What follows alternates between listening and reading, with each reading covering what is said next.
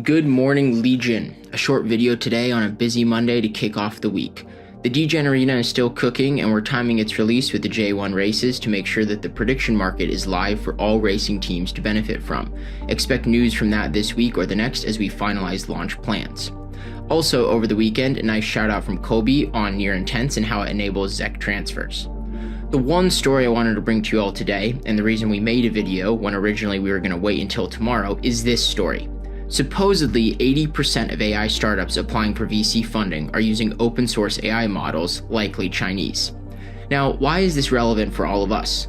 If you've been following these videos, you know that one of the central macro themes of the current state of AI is the arms race between the gas-guzzling frontier models of the West and the lean and mean open source models of the East.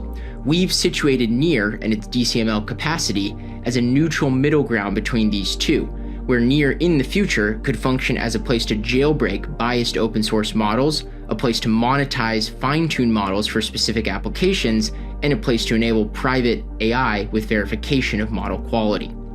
If you're following this discussion, it just took a very interesting turn.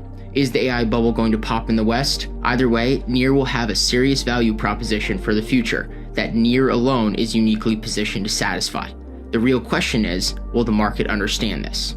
We'll do this all again real soon.